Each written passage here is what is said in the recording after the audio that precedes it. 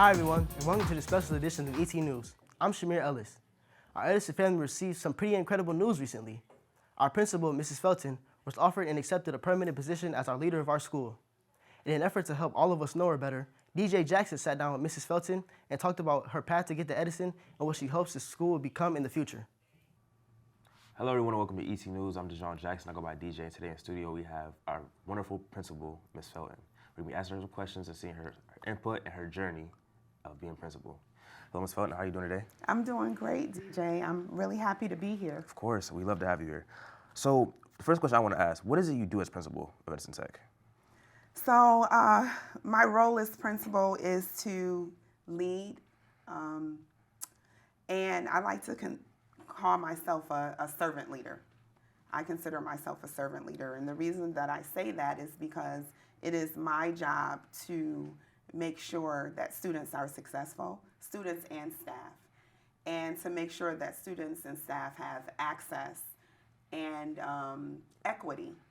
And so my ultimate role is to make sure that students graduate. We always say destination graduation. You know, we're in the business of making sure that students are prepared, college and career ready once they leave Edison Tech.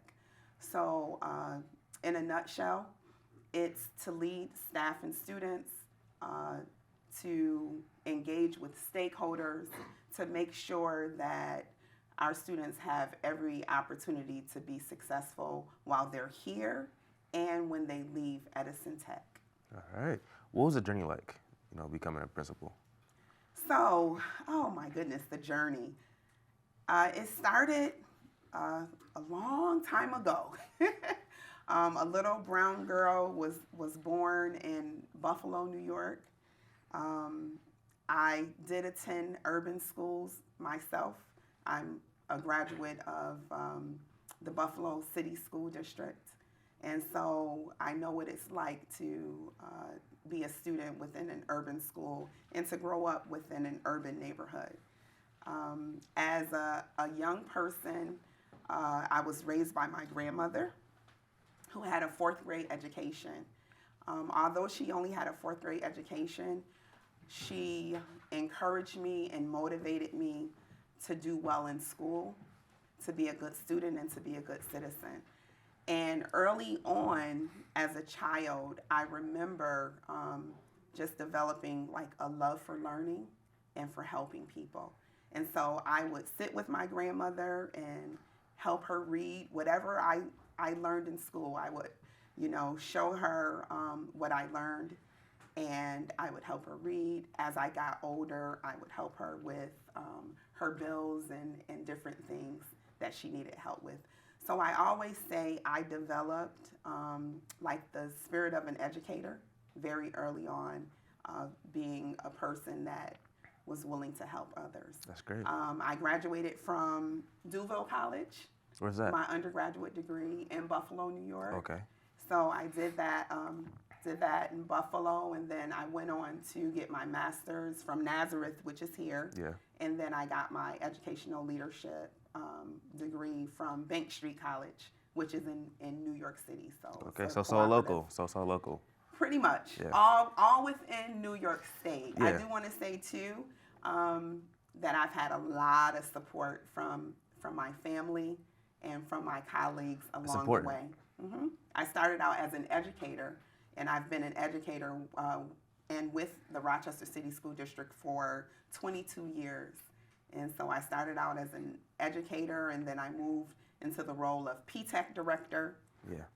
And then this school year, I moved into the role of acting principal of Edison, my dream job. What is the mission, vision, and intention statement? So my intention statement, I'll say my why, is to make sure students have access. It's really important to me. So to empower students, make sure they have access, make sure that things are equitable for students. So students that are here at my school should have every opportunity that other students at suburban schools or anywhere else have. And so my tagline for Edison is, Edison Tech is the premier school in Monroe County. And the reason that I say that is because we have so much to offer here by way of our career technical education programs and even our P-Tech program, which is a 6-year program where students can actually acquire an associate's degree. There's just so many opportunities for students to thrive. And so, of course, our mission here is to inspire, teach, transform, and impact the world. So we're not just looking at, the here and now, but we're looking at the future. And our vision at Edison is to develop generations of world changers, positive world changers, who invent their futures. We call our students here at Edison inventors. So our students they're innovators, they're inventors. They think outside of the box, right? So we're developing analytical skills, critical thinking skills amongst our students, and it's really important for our students to leave college and career ready from Edison Tech. All right. So going off your intention statement, what are some of the other things you want to improve, Edison? So the one thing that I've really been lifting is to continue to build partnerships at Edison. Currently, we have a very robust CTE program. That's great. And we have multiple pathways. Yeah. We have automotive, we have construction, we have digital media, we have the pathway to technology program. And we have industry partners and business partners that really connect with our staff and our students. It's my goal to continue to grow in that area. So to develop more partnerships and to strengthen the partnerships that we have. Because I really believe that we should be developing a school to work pipeline. We should be developing students, making sure that they acquire the skills that are needed to be successful once they enter the workforce or once they enter college. And I oftentimes say to students, whether you decide to go directly into a career or to college, the things that you learn here, the employability skills that you learn here at Edison in terms of, being an innovator, taking the initiative, being punctual, being able to get along with others, staff and students. All of those skills they're transferable. They're really important. They're important and they're transferable. And so we have a really great program here, and I feel like we're one of the best kept secrets. What is one of your favorite things as principal? This is what I enjoy, right? So as an educator, I consider myself a lifelong learner, and I'm always an educator no matter what role I'm in. I'm an educator at heart, right? The connection, being able to talk to students, to engage, find out what they're thinking, because at the end of the day, everything that I'm doing as a principal is for students, to improve student outcomes, be it academically, behaviorally, social, emotionally, to be able to actually attend a basketball game. This past weekend, I was able to go to the Section 5 track meet, and just to see the smiles on students' faces. It's great. Because they know that not only am I concerned about them academically, but also, what's going on in your life? What extracurricular activities are you engaged in? Really just the connection. Being able to speak to staff members and, maybe sit down and say, have you considered, doing things this way?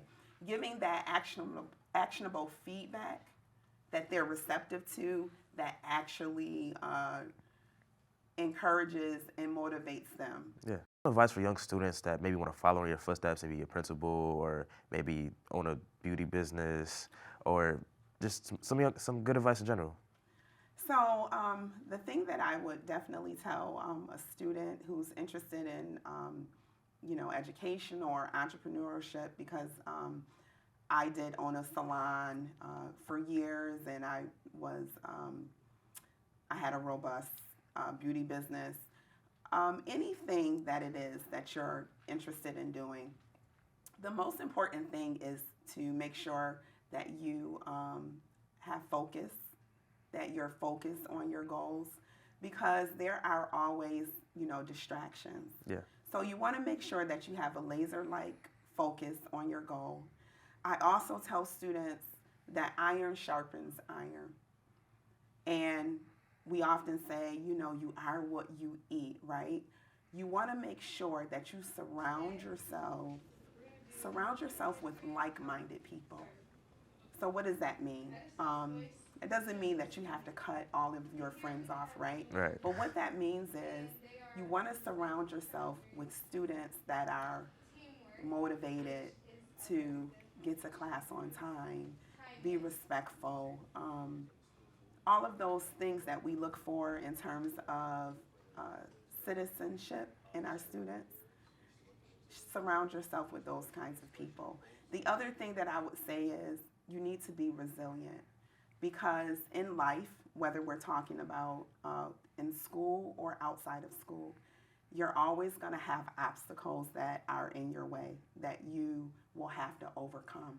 Yeah. So you need to have a positive mindset, and you need to have mental strength to say, no matter what the obstacle, let me find a way to work around it. Let me find a way to maybe do some research, or maybe connect with someone who's knowledgeable to find out how I can kind of get around this obstacle. So be resilient, never give up, have a laser-like focus on your goals and your dreams, and surround yourself with people that encourage and motivate you to follow your dreams, and you in turn do the same for those that are around you. It's going to take strength. Yeah. You need to be receptive to learning, right? Like I said before, I am a lifelong learner, so the thing that I can say that it has helped me to be successful as a principal is I have a very strong team of administrators that are around me. And so I don't claim to know it all, but a smart person knows how to align themselves with other smart people. And so if there's something that I don't know, I know where to go to get the answer. And so I would give that advice to my students. It really takes a village. And so the job that I do is made easier because of students like you that have student voice, that are committed and dedicated. And there's so many students that are like you. There are. Because of staff, because of our agency partners that are here in the building, making sure that our students get everything that they need, our counselors, our administrators, our teachers, our staff, our social workers, right? So it takes all of us to really lift the work. And so I would just say to students, continue to just stay the course, stay on the path. Yeah. That positive mindset is really important. We have a wonderful staff. We got a good community here at Edison. But I just want to thank you for joining us today, joining us in the studio. Thank you for watching, everybody. It's ET News. I'm John Jackson. This has been a special edition of ET News. I'm Shamir Ellis. Thanks for watching.